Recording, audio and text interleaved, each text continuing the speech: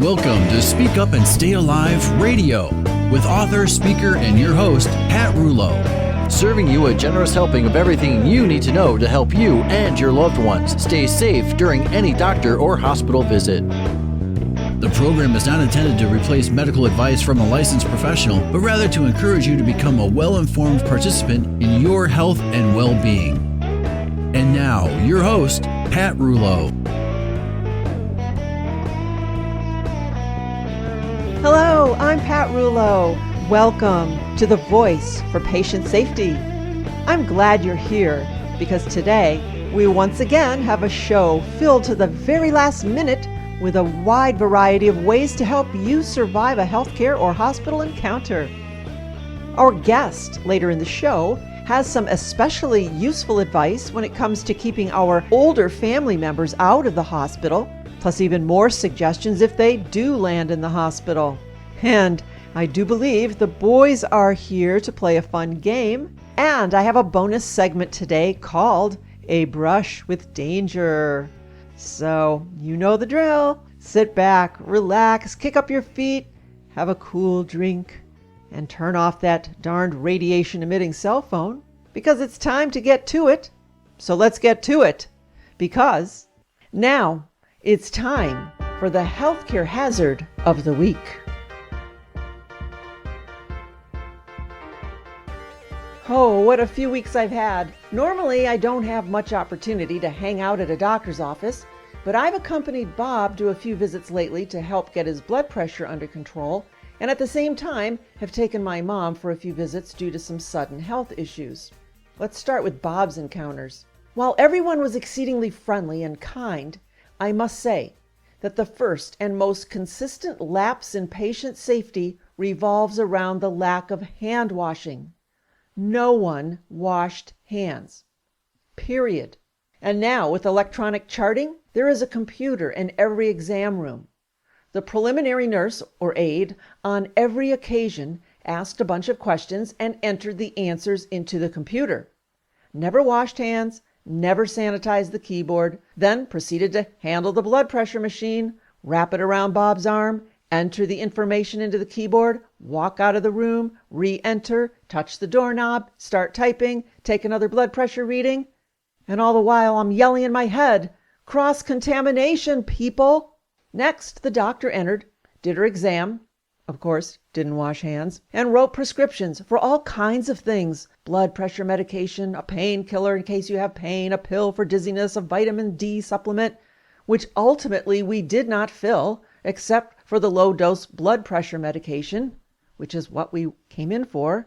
Yet now, Bob's medical record looks like he has all sorts of health issues, when in fact, he does not. And there was little mention of side effects, and only when I asked. And after doing my own research, I clearly found that the painkiller negatively interacts with the blood pressure medication. When we went to the pharmacy to pick up the blood pressure meds, all 4 prescriptions were ready for pickup. Well, before we declined them, I asked the pharmacist about the painkiller and if it was not supposed to be taken with the blood pressure pill. She said, "You know what? You're right. They should not be taken together." And then she wondered out loud and said, "I wonder why this was not flagged by our computer system." I walked out shaking my head. What if this happened to someone else other than me? What if the normal, everyday, trusting person just filled the prescriptions and took them? In this case, not only did the doctor not pay attention to this possible interaction, the pharmacist missed it, and so did the computer system we all love and put our faith into. This was a medical mishap waiting to happen, a near miss. And I ask, how often does this happen? How often do drug interactions create a new symptom, a new problem, a new diagnosis that calls for more medications, more tests, more money? When we got home, I called the doctor's office to have a conversation about this. The doctor was busy, but the nurse, or whoever it was answering the phone, was happy to relay my question to the doctor. Every 15 minutes she would call back. I'll give her credit for reliability, and she would read a paragraph, obviously taken from some website that addressed my questions. She actually said, "Here's a paragraph the doctor said I should read to you." Hello, can I please have a direct conversation with the doctor? Do I really have the time to spend 2 hours answering the phone just to receive a response that doesn't fully address my concerns? Do I really need a third party to read passages from the internet? And again, I wonder how many normal, everyday, trusting people are going to go through all of this. Not many. And this is how medical mistakes happen.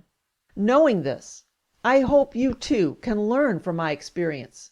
You must ask questions. You must not be immediately trusting. And I hate to say that, but especially when it comes to your medications. Know what it is you are taking. Know why you are taking it. Know the side effects. And if you're taking more than one medication, never, ever take another without doing the research to find out if both medications play well with each other. Know when and how to take the medication. What time of day is most effective for that particular drug? Pharmaceutical drugs are powerful. They affect your body in many ways. Be mindful of what you pop into your mouth. And I also suggest that you make friends with your local pharmacist and always use the same pharmacy chain. I always say that your pharmacist is one of your best resources. They know drugs. That's their job. Every time you pick up a prescription, ask to have a short chat with your favorite pharmacist. In that way, he or she will come to know you and can be an ally, your safety net. I have several drug interaction checkers on our website under the free stuff link on the right-hand side of the page. Just go to the speakupandstayalive.com website and check that out. And as much as I want to share some of my mom's encounters, I'm going to have to save that for next week.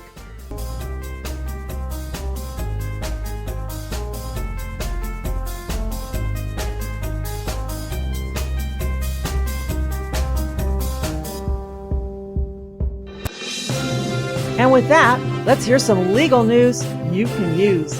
Let's spend the next 2 minutes with our friends at Schraff & King. They always have the answers. David, Francis M. left a voicemail. I signed these documents 10 years ago. Should I complete a new living will or medical power of attorney?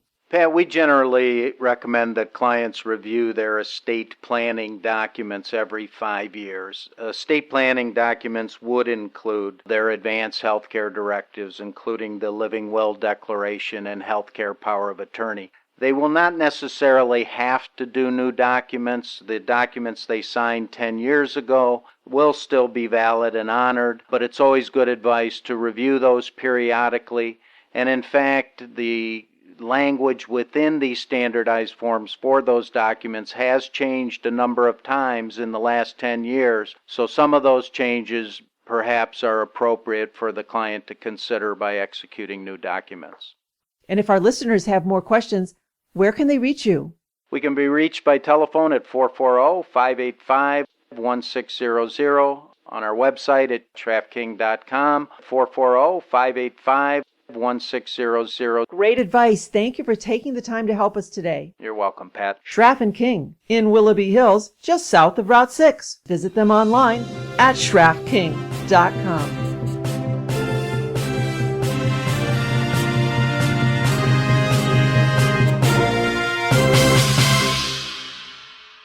Tired of the same old presentations? Can you forward to slide 38, please?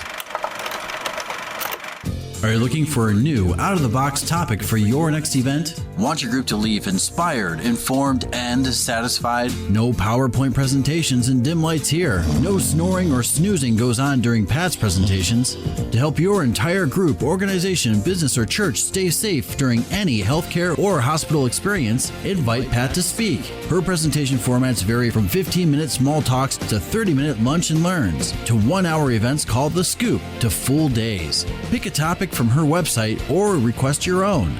Visit her website, speakupandstayalive.com, or call Pat to discuss how she can make your next event fun, enlightening, and life-saving. Want testimonials? Go to the bulletin board link at the website for color pictures and comments from real people. Again, it's speakupandstayalive.com or call 440-725-5462. That's 440-725-5462.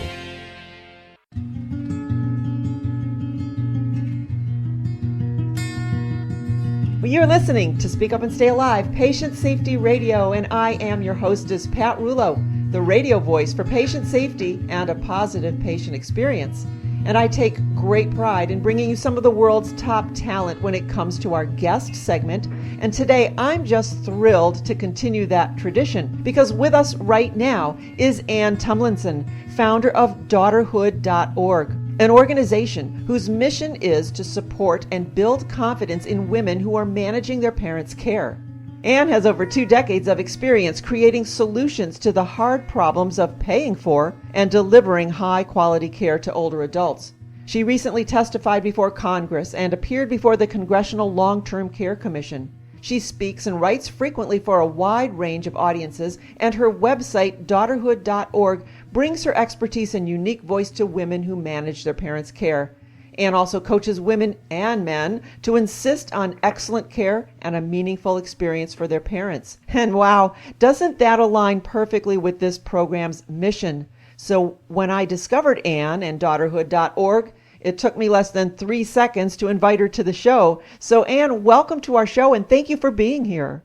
Thank you for having me. I'm delighted to be here. Oh, thank you. Well, now today I would like to share your expertise and thoughts on what we as daughters and sons can do to keep our parents out of the hospital. And then we'll discuss some of your tips for when our parents are actually in the hospital. But before we do that, I'm always interested to find out how and why our guests come to do what they do. So let's briefly begin by sharing your journey. What prompted you to focus on daughterhood? And I guess as I was thinking, maybe because sonhood is not a frequently used word. Right? Exactly. Well, I should probably just start by saying that going back 25 years to when I was just coming out of college and starting my career, I didn't know exactly what I wanted to do. Got a job working for a member of Congress. There were some issues around the aging of the population that he needed help with. And so I just kind of fell into aging issues and aging policy and it precisely almost the same time my own grandparents were aging, and I was heavily involved in their care at the end of their lives. And so it just always felt like exactly what I was supposed to do with my life. But having said that, I focused really heavily on government programs. I was a policy analyst. I did a lot of work with providers of care, not ever really focused on consumers. And a couple of years ago, a really good girlfriend of mine came to me because her own parents, she was struggling with what to do for her own parents. It was at that moment that I realized just what a huge disconnect there is between the people here in Washington who are making the policies that guide our healthcare system and the people on the ground who are having to deal with it and live in it day to day. And at that moment, I just really almost at that moment decided to start Daughterhood.org and try to be a translator between, what we know about these programs and also, all the issues that we face as family members, and how the systems work as a whole. So it's really, I see myself very much as a translator. You were seeing both sides, and now you're able to put it together. And as I was thinking about why focus on daughters, way back in history when women were the primary caretakers and men were the breadwinners, so to speak, I mean, women traditionally and historically would have been the ones to look after the aging family members. Statistically speaking, it is much more likely to be, women are much more likely to be in the role of either providing the direct care for their parents or managing their parents' care than men are. And additionally, I think very interestingly, I wrote about this in my most recent blog, women are also much more likely to be receiving care. So women have a much longer lives, and as a result, there's a longer period of time over which, they face the chance of having decline in their ability to function in their day-to-day life. And so they're much more likely to use nursing homes, they're much more likely to need home care, and they're much more likely to be receiving care from their family members. So I like to say, women are the ones who are providing the care in one phase of their life and receiving the care in the other phase. That's interesting. I hadn't thought of that other side to that as well. And we're going to get a little bit later in our conversation into the, I guess maybe just the self-care that women should take as a caretaker. But before we head over there, let's talk about some very practical tips and tools, because you offer them on your website as well, to help keep parents out of the hospital. On this show, we talk about all the things that can happen once you're involved in the healthcare system. What can we do to help our parents stay out? And I know you have some tips, so maybe you can go over some of those for us. Yes, no, I'd be glad to. And I just want to stress, everything in our healthcare system is geared towards sending people to the hospital. Physicians it's like they're missing that kind of, that orientation towards frail older adults. And they tend to treat everybody the same. And so when you call the doctor's office, after hours, for example, to get advice because something very strange is happening with your parent and you're not sure how to interpret it, and the message that you get is, go to the hospital. Yes. Our regulatory structure is set up, if your parent is in assisted living, assisted living facilities are really kind of trained to avoid danger at all costs. And so even the littlest incident will create the impetus for the assisted living staff to call 911, and here comes the ambulance again, kind of fighting a systemic battle. And the crazy thing is that really the hospital is one of the very most dangerous places that an older adult can be.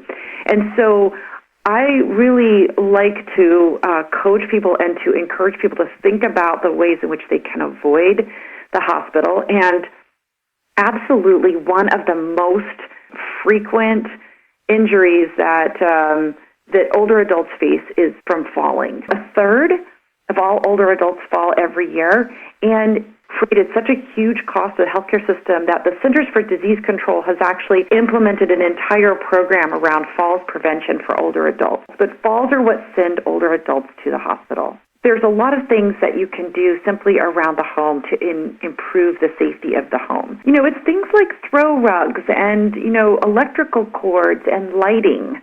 These are all important. They seem really like small things, but they can make a big difference in the ability of an older adult to navigate their home safely. The other thing is exercise. If you see your parent sitting in a chair and they get out of the chair using their hands and not their legs, it means that the muscle strength in their legs is deteriorating. This is just a really important component of stability and mobility. Physical therapy, just personal training at a gym with a qualified trainer, balancing exercises like Tai Chi, anything you can do to encourage your parents to get on some type of program can, again, make a big difference. The other, and this is just a huge one, and this is a tough one for daughters, or sons to have an influence over, but medications, which really just a huge bias in our healthcare system to put older adults on a lot of medication. And frankly, the rule of thumb is, and any good geriatrician will tell you, the more medications your mom or dad is on, the greater the likelihood for problems. And those problems, those interactions, those side effects, the mismanagement, the inability of an older adult, frankly, just to figure out when and how and where to take all of those medications can actually contribute significantly to falls.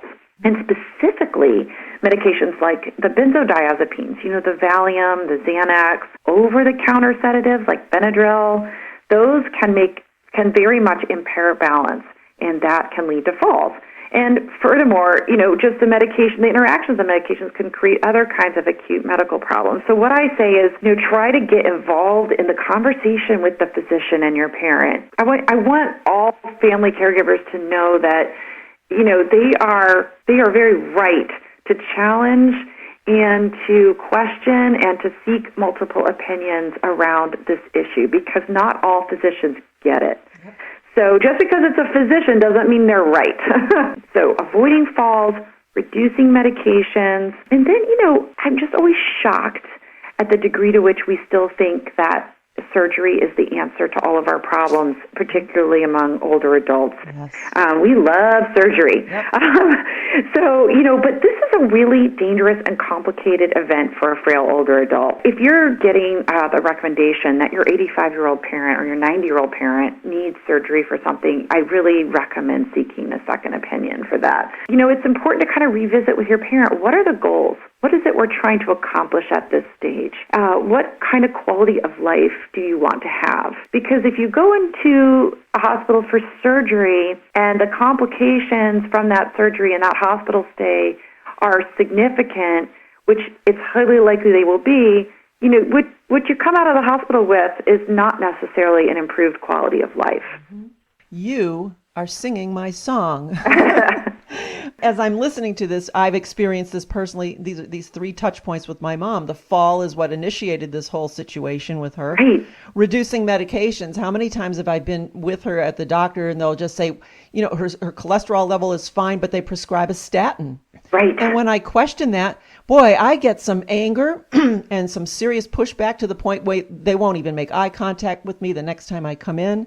Yep. And then the whole idea of surgery, it's right and left. And we've had that conversation like, Mom, so if you have this, where might we land? What are the risks and what are the rewards? So you are spot on with those 3 powerful ways to keep our parents out of the hospital. Thank you. Yeah. Thank you.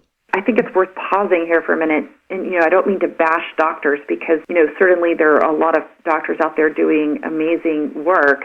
It's just that, they're trained a certain way and, and they have their biases and their ways of doing things that aren't necessarily always in the best interests of older adults in particular.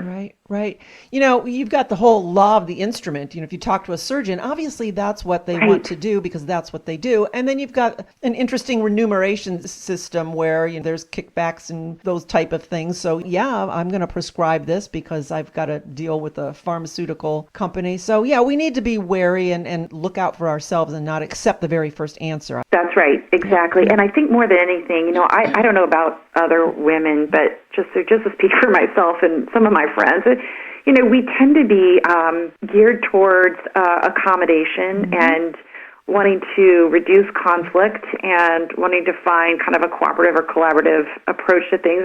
This is somewhat of a stereotype, but I kind of love the whole idea. We've been hearing from this new movement called Lean In. It's really about, being assertive in the workplace. But I think we can take some of those principles and apply them to our work in managing our parents' care, which is that we don't always have to be agreeable and accommodating of a doctor, and it's okay if the doctor is mad at you. They seem to be this, this authority figure, but you're the authority. 9 times out of 10, if you have a gut instinct about something, it is correct. Don't be shy about maybe irritating the physician just a little bit and dealing with that irritation. Be confident in your gut instinct. I would just say that's especially true when you get into the hospital. So let's say our parents land in the hospital. You have 4 must-know tips for your parents' hospital stay. Share those. Yes, this whole issue of hospital-induced delirium. I think that if you haven't gone through this or you don't know about it, it can come as a huge shock. It's really this very mysterious thing. Oftentimes when the delirium sets in the hospital setting, it triggers this sort of downward cycle so that when the person is discharged, you're kind of dealing with a heightened level of dementia and cognitive impairment that wasn't there before. Seems to almost have been triggered by the hospital stay. So the question is, if your parent is in the hospital, what can you do to help prevent delirium in the hospital? I think that first and foremost, I just want to say that there's this incredible resource online called the Hospital Elder Life Program. So if you just Google Hospital Elder Life Program, you will see an enormous amount of information that's really well laid out for caregivers when their family members are in the hospital. Number one, patients really benefit a lot from having family members around while they're in the hospital. That you can do a lot just by explaining to them what's going on and constantly orienting them to who they are, who you are, what's happening, what time of day it is, what's going on in the outside world. It's like their brains just simply need to be continually reoriented. And then also just things like bringing familiar objects from home and things that can help them stay oriented, like hearing aids and glasses. So these are all really helpful. It's often the instinct of a hospital is to sedate patients. They want patients to behave in a way that allows them to, kind of just sounds kind of harsh, but, really just to kind of make their systems and processes easier. A patient who is in distress or having issues or not wanting to stay immobile, that's a patient that takes more time. Well, unfortunately, sedation is linked very highly to hospital-induced delirium. This is particularly true in the ICU. That is where this is really exacerbated, and that's a very traumatic place to be for anybody. I would really recommend staying on top of that, advocating for your parent to be sedated as little as possible, to take breaks from sedation, to take breaks from ventilators, to get up, to walk around. All of those kinds of things can help. And I think that's a huge one because there's, as you say, the medication can definitely do that to you, the side effects of the medication. You've got the sundown effect. You don't know if it's day or night because you're in a dark room. The noise, dehydration, malnutrition. There's so many aspects that come into play here that I agree with you. And on the subject of medications, this is kind of the second piece of advice that I give, which is really with all medications, there is an enormous opportunity for mix-ups and mistakes in the hospital setting. And I bring in, if they possibly can, the actual prescription bottles, medications themselves, in a big plastic bag. Mm-hmm. What are they on now in the hospital, and how does that correspond? So that there's not any weird interactions, and then as that older adult moves through the hospital, whether it's from the ICU to the step-down unit or from med-surg to recovery, every single one of those transitions is a transition within the hospital from one type of staff to another. You should well within your rights to say, hey, I want to know what medications my parent is on right now and how those correspond to what they were on before. And you just kind of keep a running list and check them at every step of the way inside that hospital. And have you ever suggested to people, because I found this out just by accident, and it saved my mom's life, I'm sure, the MARS, the Medication Administration Record Sheet, I used to request that every single morning, so I knew exactly what they were supposed to give her, and if it got missed, I could go up to the nurse's station and say, hey, we didn't get the 3.125 carvedilol, instead of saying, that little blue pill, or not even know about it. We can request for the MARS every morning. You know what? That is a great tip. I mean, I think that what I love about that idea is that it really puts you in charge, yes. Right? And I think that what I hear sometimes from people that I talk to or work with is that they feel like it's very intimidating to be. A friend of mine said, she goes, I can't believe I'm in charge of this. Who am I to be requesting this list or to be kind of monitoring it at this level? I'm not a nurse. I'm not a clinician. I don't know. And I think what I love about what you're saying is that you know better than anybody else. And so just go ahead and have the competence to insert yourself as much as you possibly can. And so, I mean, what you're saying is go ahead and request that list and then monitor against it. And I think that's a really great and assertive approach. Well, that's great. Because when I discovered it, it was like a miracle. I love it. I love that. And the third tip that I wanted to mention, which is that, and this is a little bit of a tricky one, there's a whole host of reasons why you may want to get out quickly or stay in longer. The financial incentives for the hospital are to get you out as quickly as possible. This may seem counterintuitive, but the shorter the time that you're there, the more money the hospitals make. So their bottom line may not correspond to what's best for your parent. And that's where you have the opportunity to do what's called, an appeal, the hospital's decision to discharge your parent. And so just to back up and say, you kind of want to be on top of the discharge decision from the minute that your parent is admitted. You just kind of want to say, what's the plan of care? What's your expectation about discharge? Are you guys thinking about when the discharge would be? Because the sooner you know that, and the sooner that you appeal it, the more likely you are to have some impact on it and to have the ability to delay it. There is an organization through which you can submit an appeal, and they have absolute authority over the hospital. And it's called a Quality Improvement Organization, and everybody has one. The hospital is actually supposed to give you the phone number for your Quality Improvement Organization.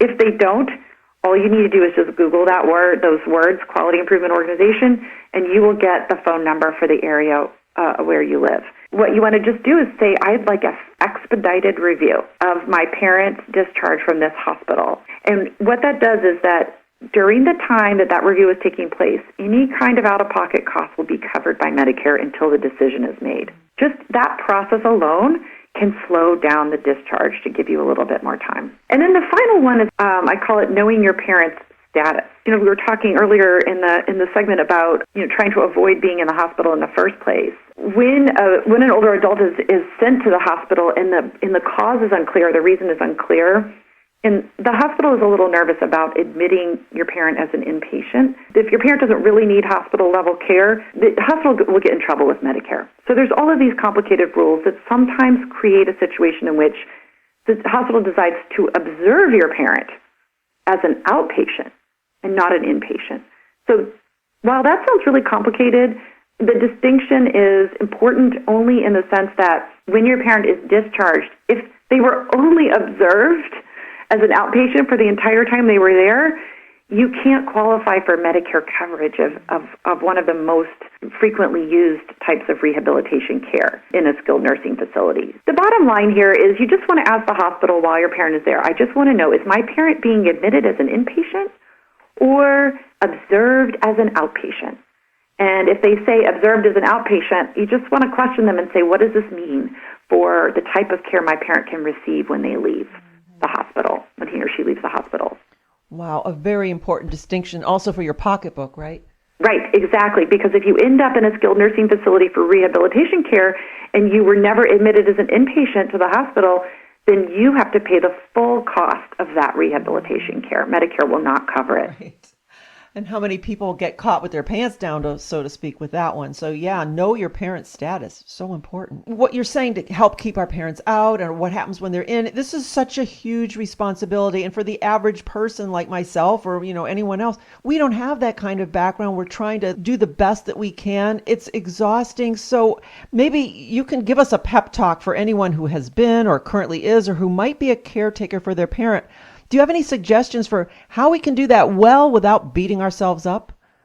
Yes, definitely.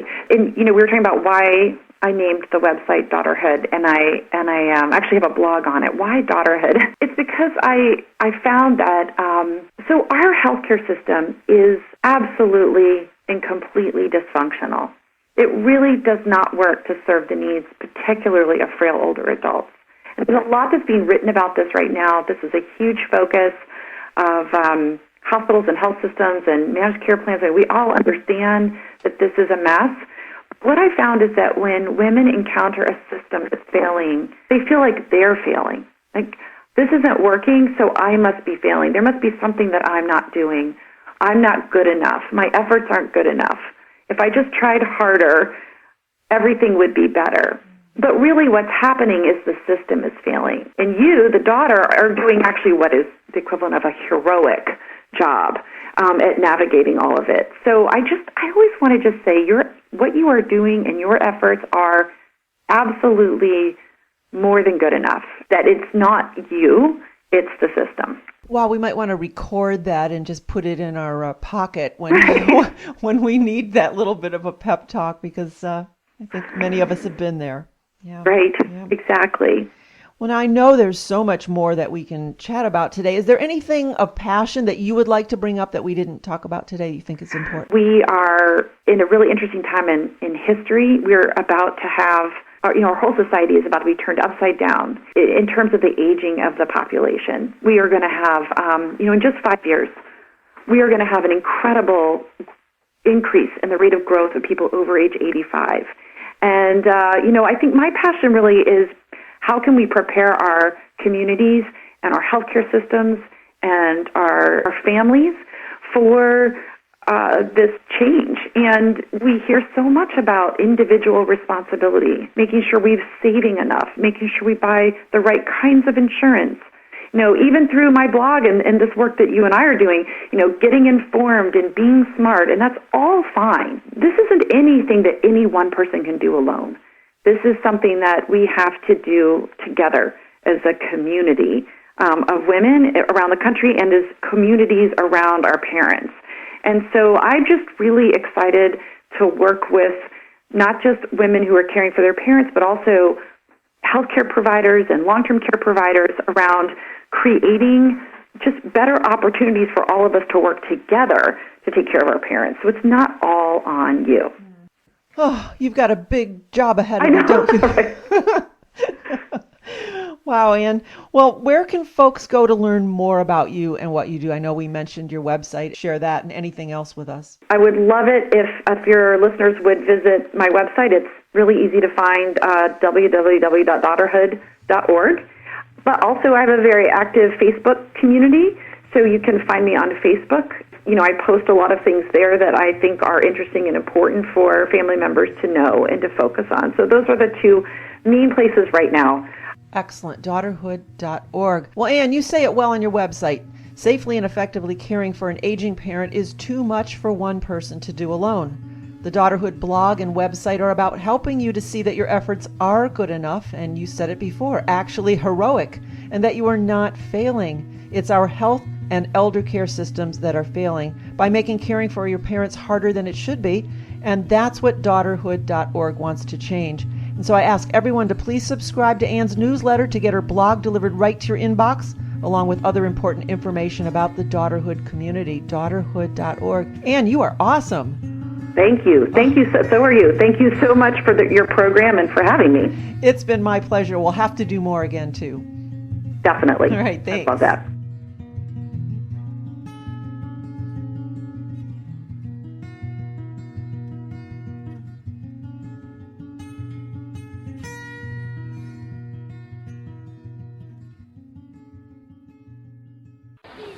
It's summer, and that can only mean one thing. It's time to have some fun with your friends, your family, and there's only one place to do that: Pioneer Waterland and Dry Fun Park. That's right, wet or dry, there's so much to do. 6-story high water slides, the twin bonsai, the thriller, the screamer, the black hole, lazy inner tube ride, water volleyball, paddle boats, kids land, ride on toys, crawl through tunnel, playhouse, golf driving range, an 18-hole miniature golf course, basketball arcade, professional batting cages, and Fun Zone Game Arcade. Plus the featured Grand Prix Go-Kart Super Track, serious summer fun close by, all day or season passes.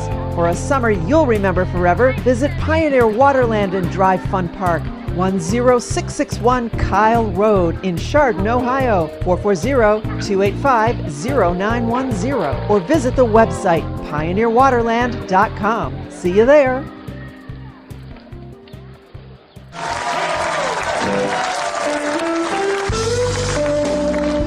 Listening to Speak Up and Stay Alive Radio. I am your hostess, Pat Rouleau, with the only show in the world that offers patient safety tips served up in a wheelchair, which can only mean one thing, and that it's time to play the game acclaimed by critics, non-critics, and sometimes even self-proclaimed as everyone's favorite game of all time ever. Fear the wheelchair. Yes.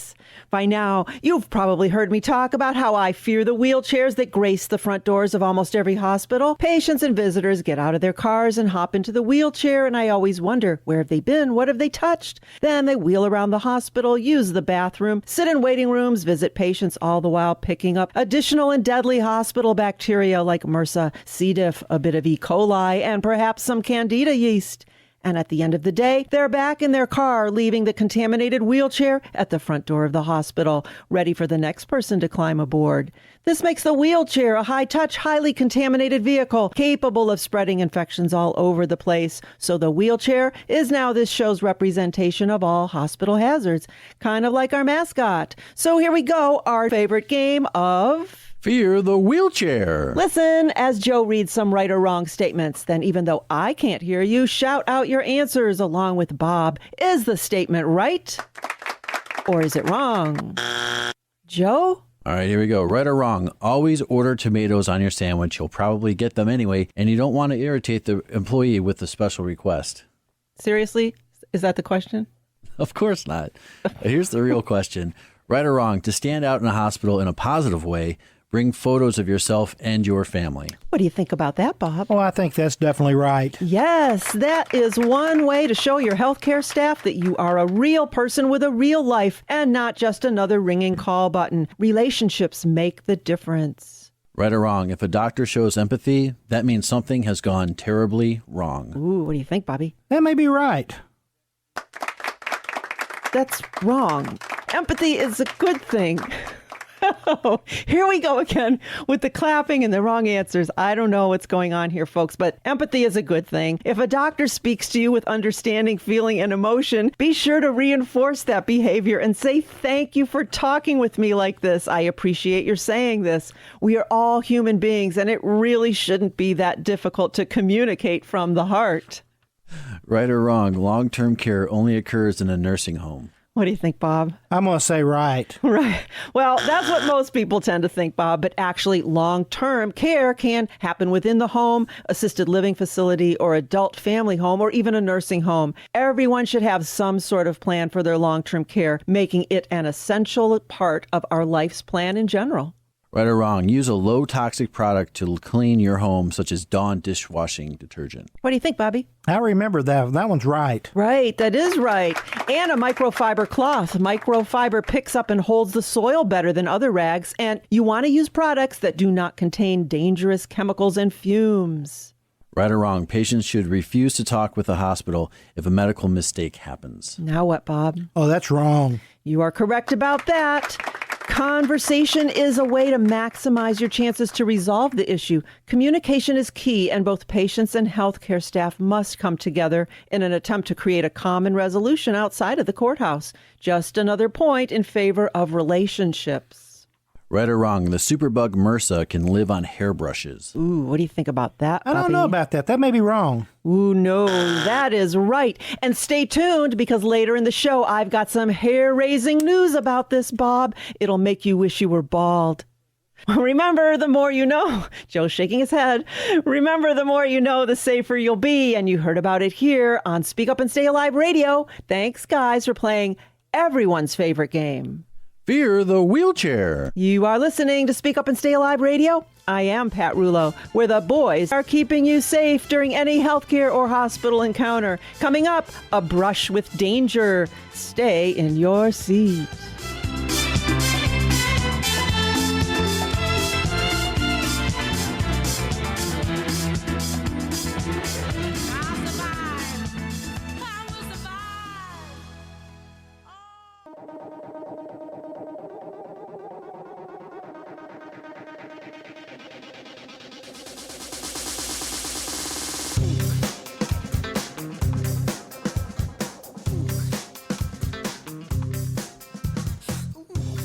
You're listening to Speak Up and Stay Alive, the voice for patient safety, and I am your hostess, Pat Rulo. Thanks for joining us today. As promised, I have a brush with danger to share with you. One of our past guests on the show, Dr. Chuck Gerba, a microbiologist from the University of Arizona, mentioned something in passing about MRSA being found on hairbrushes. Well, this little nugget of weirdness caused me to do some research, and it's my job to share all of my little-known stay-safe strategies with you. Here's what I found. We've talked about MRSA. It's a staph infection that's resistant to antibiotics, and thus it's hard to treat. Everyone has bacteria on their skin, including staph, but most of the time it doesn't present a problem. Well, Dr. Gerba said, we were quite surprised how many bacteria were in hairbrushes, and since they're usually in the bathroom, it's not a surprise to find fecal bacteria on them. We even found E. coli in some hairbrushes, which Dr. Chuck Gerba says probably is not any concern with the disease risk, although aesthetically, combing my hair with E. coli is probably not what I want to do. He goes on to say, I was really shocked at how common MRSA was in hairbrushes. Well, personally, I would never have guessed it was on almost half the hairbrushes that he tested. It probably is because MRSA likes to live on your skin and is finding skin to survive longer in hairbrushes. Well, this immediately made me think of beauty salons and barbershops. So here's my top 8 tips. When you enter a salon or a barbershop, look around to see if it's neat and clean. If it doesn't look clean in general, like hair nail clippings on the floor and dust on the tables, it's time to find a new salon. Look at the restrooms. Are they dirty? Do they lack liquid soap and clean towels? If they do, that means the technicians aren't washing their hands properly between clients. Number 2, make sure the sinks are clean between clients and that a freshly cleaned towel is put under your neck. 3, The salon should wash their robes and towels after every use. Many of them do not. Not only can MRSA survive on fabrics, lice can live on brushes, robes, and towels too. Number 4, all brushes, combs, scissors, and razors have to be sterilized between clients. If they're not properly sterilized and come into contact with bacteria, germs can grow and live on your scalp. The sterilization solution must be changed regularly, and the container should not be overcrowded with combs and brushes. Tip number 5, make sure the stylist doesn't stick his or her fingers directly into styling jars or containers, which can breed bacteria and be transferred to your skin. That's called cross-contamination. Tip number 6, it's important to make sure your hairstylist doesn't have any sores or cuts on his or her hands. Number 7, avoid dirty electric razors. Dermatologists note they commonly see ringworm when electric razors are used.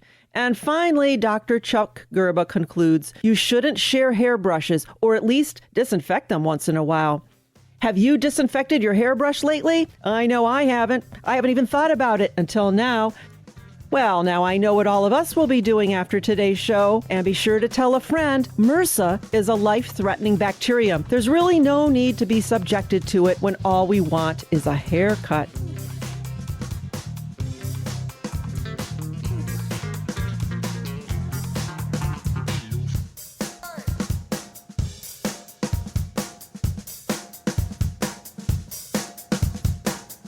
Wow, another fact-filled show today. All kinds of information, tips and tools you can use to stay safe during every healthcare or hospital encounter. And our guest, Ann Tumlison, had many more extremely useful ideas that we can use to help keep our older loved ones out of the hospital. And she had even more suggestions if we're tending to those actually in the hospital. So be sure to visit her website, daughterhood.org. Oh, before we leave, I also want to mention to you about our upcoming golf outing that we are sponsoring in conjunction with Salem Media Group. You know them as this station, WHKW, or WHK, WHKZ, or 95.5 The Fish. It is the first annual Those Radio Kids golf outing, my internet radio station for the youth of Geauga County. And it will be held on Friday, August the 28th. At Wicked Woods Golf Course in Newbury, Ohio, right next to Chardon. You are invited to play, or you can sponsor a hole for lots of name and brand recognition, or you can donate a small gift or a prize for our raffle and silent auction. All proceeds fund the Support Project, where we make and send handmade one-of-a-kind pillowcases to homeless veteran shelters, to women and children's domestic abuse shelters, and we donate cage comforters to animal rescue shelters too. In fact, we have the Women's Sewing Group from Breckenridge Village in Willoughby helping out with the project. And you can find out more at the website thoseradiokids.com. thoseradiokids.com. There is a golf link, and you can sign up there if you'd like to play or put together a foursome. We'd love to have you. Continental breakfast, an awards luncheon after golf, cash prizes, and we already have many exciting raffle and auction gifts. So join us Friday, August the 28th for a fun day of golf, food, and charity. Visit thoseradiokids.com, thoseradiokids.com, or you can call me 440-725-5462. That's 440-725-5462. Well, sadly, we are out of time, but happily, we'll be back next week. Same time, same place, but never the same information. Until then, I hope you have a healthy and a happy week, free from contaminated wheelchairs and MRSA on your hairbrush. I am Pat Rouleau, and I am your guide to safe and successful healthcare and hospital encounters. Listen to Pat Rouleau and Speak Up and Stay Alive RadiOh. Stay safe from little-known healthcare and hospital hazards. To learn more, go to speakupandstayalive.com. That's speakupandstayalive.com. I'm here with disturbing news about our favorite gadgets, cell phones, tablets, Wi-Fi, etc. Putting it bluntly, they are damaging the living cells in our bodies and killing many of us prematurely. I'm Dr. Martin Blank from the Department of Physiology and Cellular Biophysics at Columbia University. It is distressing for me and more than 160 colleagues who today are petitioning the United Nations requesting that they address this problem. We are scientists and engineers, and I am here to tell you we have created something that is harming us, and it is getting out of control. Before Edison's light bulb, there was very little electromagnetic radiation in our environment. The levels today are very many times higher than natural background levels and are growing rapidly because of all the new devices that emit this radiation. An example that a lot of us have in our pockets right now is the cell phone. One study shows that as cell phone usage has spread widely, the incidence of fatal brain cancer in younger people has more than tripled. We are putting cellular antennas on residential buildings and on top of hospitals where people are trying to get well. Wireless utility meters and cell towers are blanketing our neighborhoods with radiation. It's particularly frightening that radiation from our telecommunication and power line technology is damaging the DNA in our cells. It is clear to many biologists that this can account for the rising cancer rates. Future generations, our children, are at risk. These biologists and scientists are not being heard on the committees that set safety standards. The biological facts are being ignored, and as a result, the safety limits are much too high. They are not protective. More protection will probably result from full disclosure of possible conflicts of interest between regulators and industry. Rising exposure to electromagnetic radiation is a global problem. The World Health Organization and international standard-setting bodies are not acting to protect the public's health and well-being. International exposure guidelines for electromagnetic fields must be strengthened to reflect the reality of their impact on our bodies, and in particular, on our DNA. Although we are still in the midst of a great technological transformation, the time to deal with the harmful biological and health effects is long overdue. We are really all part of a large biological experiment without our informed consent. To protect our children, ourselves, and our ecosystem, we must reduce exposure by establishing more protective guidelines. And so today, scientists from around the world are submitting an appeal to the United Nations, its member states, and the World Health Organization to provide leadership in dealing with this emerging public health crisis.